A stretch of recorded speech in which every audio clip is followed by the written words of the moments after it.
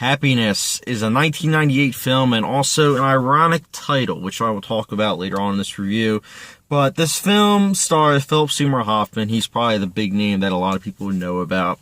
Jane Addams and a slew of others. And this film follows the Jordans and the Maplewoods. Those are probably the two big groups of people, big families that the main story focuses on. And it's about how all these people, their storylines are interwoven. Now, there are other people, like I said, that are Jordans and Maplewoods, but those are the main cast members. And how their stories are interwoven, and some of them do disturbing acts, or at least what is considered disturbing by society, and or what isn't disturbing but isn't willing to be talked about by society, or both. I will give you guys some examples. The one person, he isn't able to talk to women. He has very, very low self-esteem. He doesn't even like himself. But when he gets excited, to put it bluntly, when he gets excited, he calls up random women, and at the sound of their voice, he really shows his excitement. There's another character who also has 3 children, and he is a pedophile. And I think that is the storyline that will get a lot of people in uproar. And I think that is personally a topic that is very delicate in our society. I feel as though it doesn't get covered that much. And I think that's why in 1998, the storyline especially got to a lot of people. But I feel as though this film kind of showed the middle ground. Not that it was right or not that it was wrong, but how there's a lot more to it than what's on the surface. And this film is all about how there's much more than what's on the surface. And again, I think it is a very, very delicate issue that it's hard to watch, but it's kind of ironic that the backdrop is 1950s sitcom type feeling, that every single scene pretty much has that 1950s sitcom-esque dialogue too, which is interesting because you would think that this film would have like a lot of serious talks, and it has some, but it's not all serious. There are a lot of scenes where you could tell that literally this director was thinking, hey, this film, let's make it feel like a 1950s sitcom.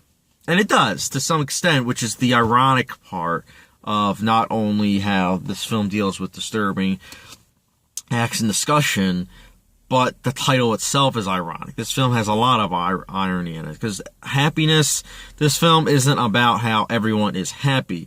It's about how everyone is seeking happiness, almost like the pursuit of happiness. Everyone is seeking it out, and everyone is looking for it, and it's in some ways a disturbing way, and others a kind of normal way, but everyone is seeking it out, and that's the American dream almost, and it's pretty much cutting up the American dream and putting it under the microscope and seeing if it holds up. And I think this film is special.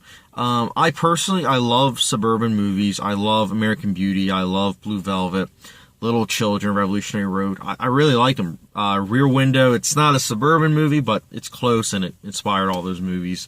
But I think that it is a special genre, and I feel as though if you liked all those films I just mentioned, that I would definitely recommend Happiness. It's a well-acted, well-written film with a heavy dosage of messages and themes that you don't see a lot in other films and TV shows, and that's why I'm saying this right now.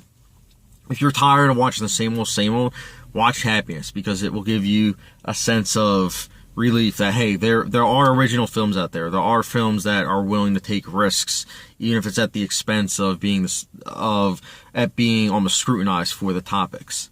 I will also say that I think the ending is hilarious, and I say that in such a funny way, because throughout the entire film, you're constantly being bombarded with disturbing stuff that the average viewer would probably puke at.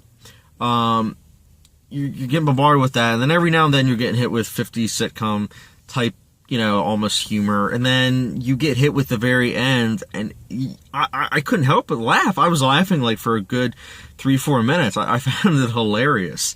And it was intentional, of course, but I just think it's ironic that, you know, the very end, as a viewer, you feature happiness, but, you know, as the entire film, no, you don't. But that very last scene, you do. So I just found it ironic. As far as negatives go with this film, though, guys, I would say the only real thing is the pacing. At the second act, it's trying to pick up momentum again.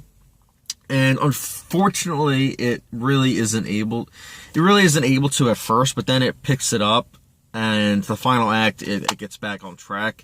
But nonetheless, I would highly recommend Happiness, and I will be giving Happiness a 4.5 out of 5-star rating. Let's hope this gets back on demand and or DVD and Blu-ray, because more people need to see it that are able to stomach all that goes on the screen. But, guys, if you've seen this film, let me know your thoughts in the comment section down below. And as always, thank you very much for watching.